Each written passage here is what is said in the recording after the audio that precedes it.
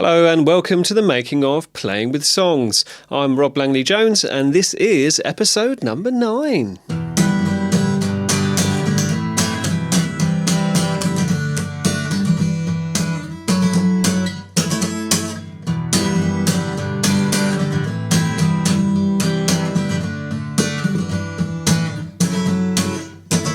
So first off, I want to acknowledge a new method I've found to create the show notes for the episodes. So before, I would sort of write out a list of what I'm going to talk about, what I'm going to cover, and then I'd go back to that after making the show, after recording it, and put those into the show notes.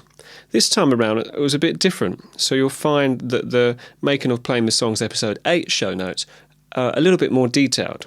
What I did this time is I listened back on Final Cut and I pressed the little L button, which will be play, and then you press it again and it goes a bit faster. So I pressed it again so it went a bit faster, and I found even listening back to myself at that fast speed, I could still understand everything I was saying, because I'm used to hearing my own voice, obviously. And then I was able to hear the bits where I said, oh, and I'll put this on the show notes. Oh, and I'll put that on the show notes. And this time I was like, oh, okay, I said I'll do it. I better do it this time. So that was a nice little way to get the more information across.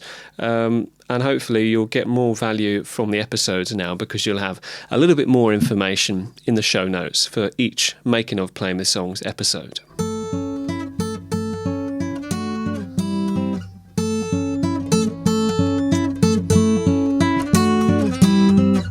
Now, listening back to where I was at the other week, things sounded quite promising, didn't they? It sounded like I had things pretty much under control. Well, that didn't really last. You see, what happened was I started recording these extra bits to go into what would be Playing with Songs Electric or Playing with Songs Produced, who knows. And that caused me a bit of stress. And then around Easter, I went over a friend's. We live in the same complex, so we're not breaking any restrictions, any COVID restrictions, but we ended up staying up late chatting for the night. And usually that doesn't matter, I just sleep in and catch up on sleep and I'm okay. But this time ended up getting run down after that, and that lasted a whole week. So got behind on all the songs I need to be working on for the summer contract, got behind on everything really, and then became more and more stressed out about getting the Playing with Songs produced in and how to approach it. And then I just fell into a lot of bad habits that I've now kind of sort of shifted out of today, thankfully, just in time to record this, which is that I know in Jim Kwik's book Limitless, one of the first things he talks about are the 4 Ds. Is it digital deduction, digital dementia, digital depression and digital distraction? And I think one of the things I fall prey to is digital depression. And you might think, oh, that's just trawling through Facebook or Instagram. Yeah, that doesn't help. But or checking emails, that doesn't help either. But it's not so much that, it's more that one of the early points he makes is that we're a lot smarter than we give ourselves credit for. And if we've got a problem, we've got something that's worrying us, I've realised personally for me, maybe this could be different for others, but 9 times out of 10, I'm better off putting the phone away, turning the phone off and just having a little think things through and give it some time, and then you'll come up with a solution. But instead of doing that, I burdened my poor sister with lots and lots of messages saying, well, maybe I should make the episode like this, maybe I should make the episode like that, and I was getting really stressed out about this visa situation, maybe I should do this, maybe I should do that, and then I had an appointment at the hospital to finally get my elbow looked at in the hope of getting some of this metal out, and just everything was happening at once, and I got very overwhelmed and very depressed, and just didn't really know whether I was coming or going, didn't know what to do. And I just wanted to sort of find a way around this, and sometimes when I have a problem, I just keep it going around in my mind thinking I'll get to a solution eventually. And I thought, well, I wonder if I can take some sort of overall purpose from this, because it's nice to have a bit of a mission statement for life or for the episode, and for Playing with Songs. I say kind of my mission statement for Playing with Songs is for people to watch it and go, oh, that's interesting, maybe I'll try that out, sort of to dispel some of the mystery behind music and sort of show that, I'm not particularly amazing, but when I break things down into little chunks, then I can make songs that kind of sound okay, and there's no magic to it. So I wanted to find a similar sort of thing for just for life in general. The only one I really come up with, which I think I touched upon last week, is maybe to reduce suffering and maybe try not to add to it. So I sort of thought about that, and I've sort of tried to apply that to things. And then the other thing I ended up trying is, it's usually when I get that low, I'm so determined to find other things and find this and find that and find a way out of it. And I thought maybe I might try a different approach this time, which was just to settle in to the depression and the despair and just let it sit there, because I was also feeling a great deal of despair because for the first time in a while, I've tried to actually budget the month correctly and actually live within my means and maybe even save some money, even though unfortunately I'm only on universal credit at the moment. And obviously that makes me feel, quite sad and constricted. I thought maybe it's a better approach just to sit with it and just feel it all. Because another thing that Jim Kiwk mentions in his book Limitless is if you fight for your limitations, you get to keep them. And what you persist, what's the other one? Fight for your limitations, you get to keep them, and what persists, something. Oh, there's another one. Basically what they mean is, if I can remember the second one, it's gone now, is if you keep sort of fighting for, I'm low and I'm this and I'm that and the other, or I'm useless, then you end up getting to keep that and you make that a bigger thing. And so I thought, rather than fighting the depression, I just sort of let it sit there and kind of go, well, yeah, I've had enough, I want to end everything, but things aren't that bad really. And let's just sort of sit in this feeling and see if it passes. And today I would say it mostly has. And I've brought back in a lot of the measures that have been giving me my control back in the first place. And one of the biggest things that I've found for my peace of mind has been just to not use the phone for a day, just not use it at all. And I find as soon as I use it, all my thoughts get drawn to that, and it's just sort of carries around this weight with me of whatever message I've looked at, whether they're good or bad. They always seem to just carry around sort of heavy kind of negativity. And when I have a day where I don't check anything, I feel so much lighter, so much happier. And so in the past, I was trying to get these tasks done that I didn't want to do. That's, if you remember, and having like a set of pomodoros, the 25-minute focus chunks with the 5-minute breaks, and having one at the beginning of the day for tasks. And so I kind of thought, well, I wonder if I can incorporate just the use of my phone in general into one of these pomodoros. So I'm not going to do that today because it's been such a difficult week, and I'm just sort of coming out of this rut, out of this spiral of negativity, and so I want to sort of kind of go onwards and upwards. But it did kind of work, just having that short chunk, because it was only a 25-minute chunk on the things I didn't want to do, so before they could drag me down too much, it was sort of done for the day and I could forget about it. So I'm going to add these extra tasks I need to do. I need to find out more about what exactly the kind of metal is in my elbow, because they say here in the UK they can't take it out unless they know what it is, and they don't know what it is because it was done when I was abroad. So I need to find out what that is to see if they can get it out. So I hope they can. So, and then the other thing I'm going to mention, digital depression. I sat in the depression and felt very apathetic. Today I'm beginning to feel a bit nicer. And I guess the other thing is, we should give ourselves more credit that we're a lot more smart than we really are. We don't always have to seek out approval and advice from others. Often we really know what's best for us and what we can do. We just need to give ourselves the credit so we can think things through and take those actions. Oh, ooh la la.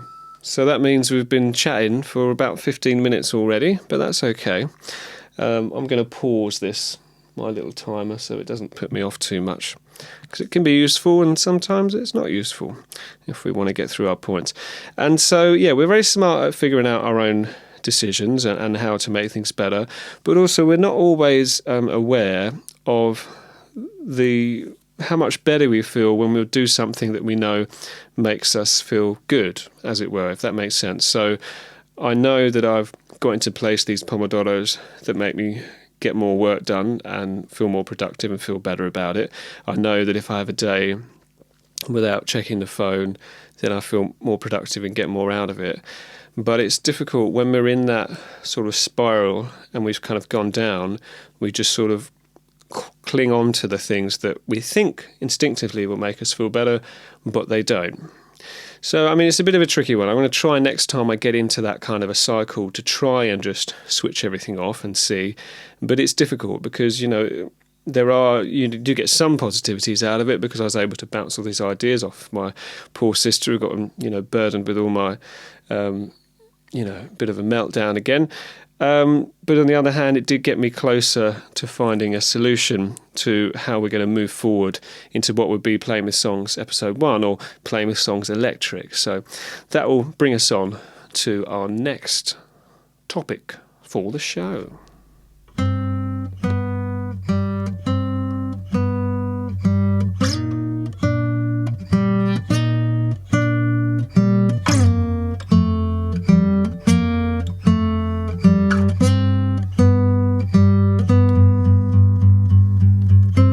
Righty-ho, so having just listened back to Making of Playing with Songs episode 8, I'm able to more readily sort of add to that episode and follow on from it. For instance, I went through the location names that we're going to use for the Loki method in the first song, and I realised that I named one of the places incorrectly, and I've got this fixation on there being 8, but I think I really only need 7. So in that low-key method of locations that we're going to be able to use to help learn the guitar and bass parts, should you want to use that anywhere else, I would start on the aft looking out at sea, then go past the pool, and then it's not the Waldorf restaurant, it's Marco's Bistro.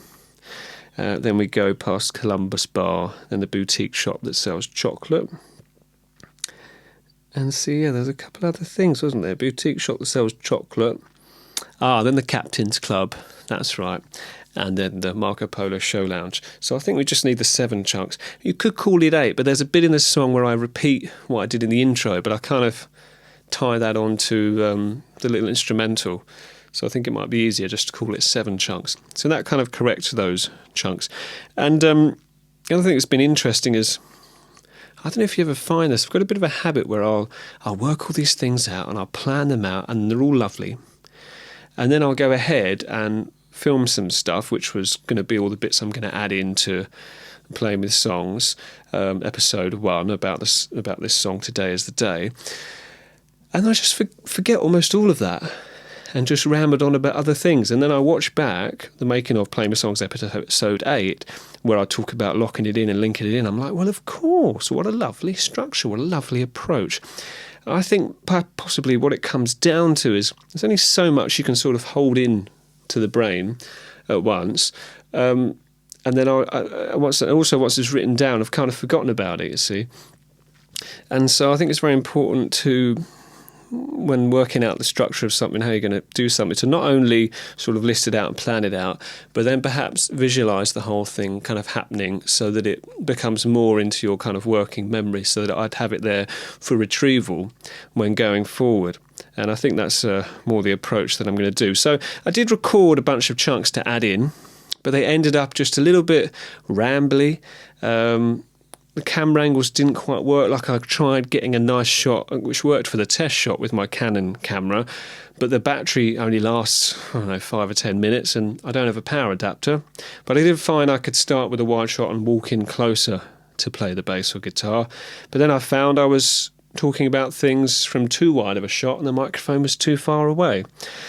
So that made it a little bit difficult. But I did come up with maybe a nicer way to describe the fingering of your fretting hand on a guitar, which would be to, rather than describe the number of the string, because I think that's a bit confusing, I thought I could describe the note. So I could say it's the low E string, and then you're on the 3rd fret with the first finger, for example.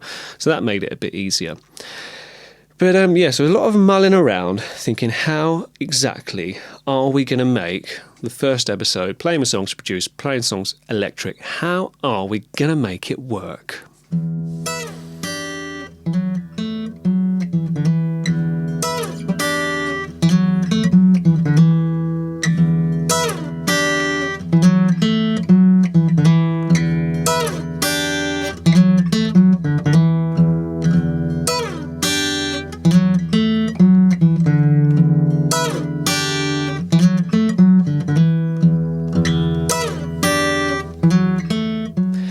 Well, I've been mulling it over all week in between getting down about everything, and I think I've come up with the answer. You see, at the heart of playing with songs is a show that takes a song, breaks it down into little chunks, plays around with it, tinkers around, and pieces it back together, taking it from mediocre to something more. Okay?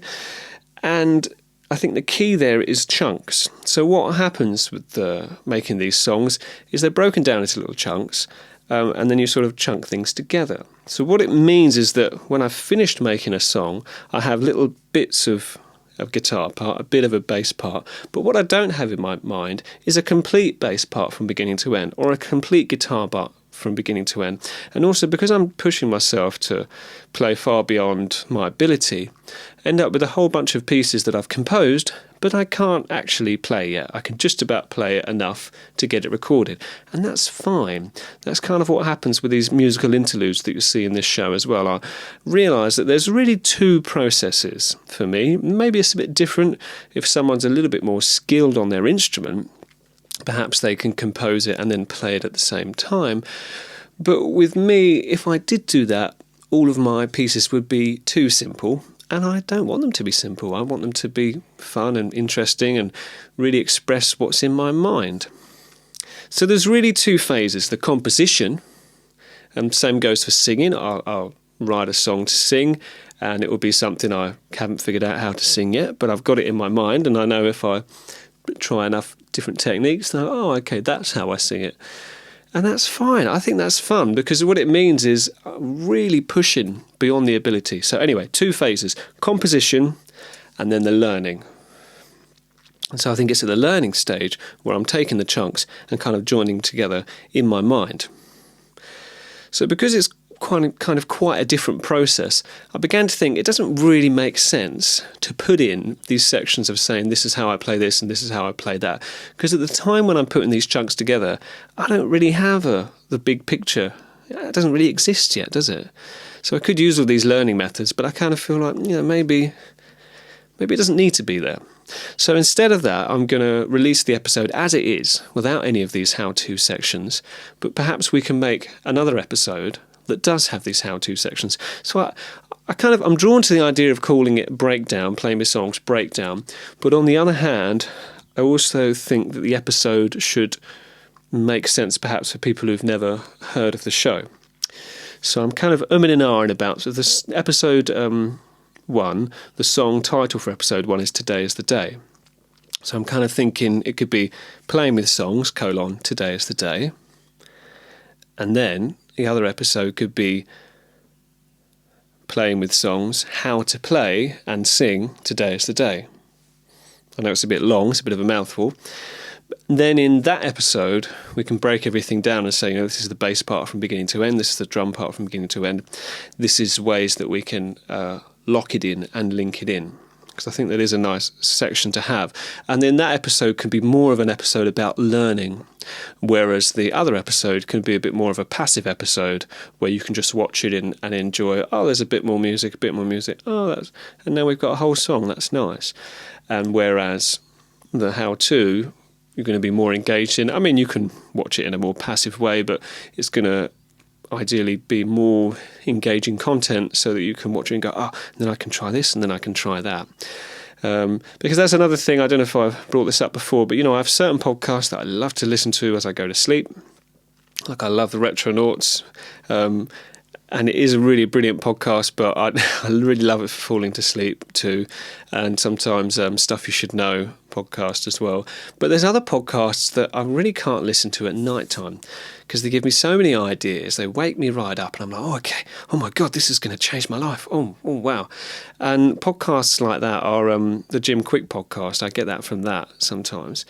And so which is why I very rarely listen to his podcast, even though I love his book, because I usually listen to him at night, so it would wake me up more. So it's made me think, maybe the How to Sing and Play episode is going to be a bit more like a Kiwk podcast that's quite instructional and you can learn a lot from it.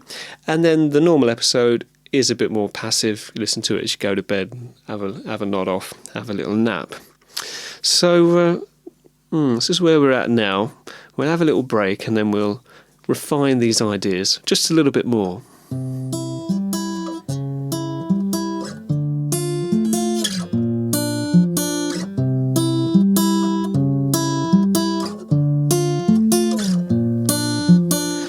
Okay, so we'll have playing with songs, today is the day, and then we'll have playing with songs, how to sing and play, today is the day. And I was considering maybe dropping the subtitle of produced or electric completely. Still on the fence about this. We'll see what you end up seeing next week. But it might remove a lot of the confusion. And then you've simply got the making of playing with songs and then playing with songs. And that's just 1 and 2. Could make things a bit easier. And then for the vocal section, I've decided rather than sort of sing each bit again, I thought if I sort of explain the approach and the intention behind the singing, and then for the lead lines, you can already hear the lead lines fine. For the harmony lines, maybe I can give examples and then show the recordings in isolation so you can hear harmony part number 1 and harmony part number 2 and so on. And I think that might be a nice way to make that part work. Kind of in the vein of our brilliant Italian guy. I'm going to try and pronounce his name correctly now. Galeazzo Frudua. Galeazzo Frudua. I think that's how you say his name. Brilliant stuff. I've got links to his on the episode 8, and I'll put another link here in episode 9. So this is the new plan, and so the way I got out of my pit of despair, it wasn't just stopping using the phone. It was also this new plan to just have a whole new episode, because that kind of gives me a bit of time of grace. Because we were going to do the main episodes every 2 months, so I'm thinking if there's a second episode that goes with the same song, perhaps that can be a month after or 4 weeks after that first episode. So in effect, this now gives me another 5 weeks to record that, and thankfully reduces the pressure. As soon as I end up putting too much pressure on myself, I just get nothing done, which is unfortunate. So that sort of got me out of the hole. And the other thing that helped was, kind of making a decision about this visa thing. And I've kind of turned it around on my new employee. I hope they don't mind. But I mean, in a good way. I've basically said to them, look, give the responsibility to me. You just say how much you'll be willing to put towards getting a visa to do this job, and put something officially in writing, and then all the responsibility is off them, all the responsibility is on me. And if I don't manage to get it, then that's the end of it. Because it's been a bit frustrating, because there isn't really a real reason for the uncertainty. I mean, the only uncertainty what I can see is that obviously COVID is going to delay things a lot more for this summer season. But when you have a working visa in place to go to this place and work, obviously you can go straight there, can't you? So I mean, but it is a very difficult situation, and we've found that many other companies advertising the same kind of jobs have just stopped bothering with British citizens at all, and they'll only take people who have EU passports or Australian passports. I saw a job advertised, dancer job, not for me, a female dancer, but it was at the same company I worked for a couple of years ago, and even they were saying EU and Australian passport only, because they must have decided that for this Greek island, that it's just far too difficult to bother trying to figure out the visa situation, so they've just given up on it. So I do believe this is what will happen with my other job, which is should happen this summer, which is in a Spanish island. I believe this will probably happen. So obviously it's been causing a lot of stress, because you just want to know one way or the other. So moving forward, we're going to release the main episode next week, which would be Playing with Songs Today is the Day, or I might put the title back in of Playing with Songs Produced or Playing with Songs Electric. Hopefully also next week we'll launch our Patreon page with at least an option to pay so much money and get a t-shirt. So there'll be more details about that soon. And there'll also be bonus content in time. And then we'll begin to advertise on Instagram and Facebook as well next week. So that will be fun. So it's all happening, really. There's a lot happening. And as soon as I get it in place to get a t-shirt, I'm definitely going to order one for myself. And perhaps I can wear that for an episode as well, which could be fun. So until then, do have a really nice week and take very good care of yourself. I've been Rob Langley-Jones, and this has been the Making of Playing with Songs, episode number 9. Take care.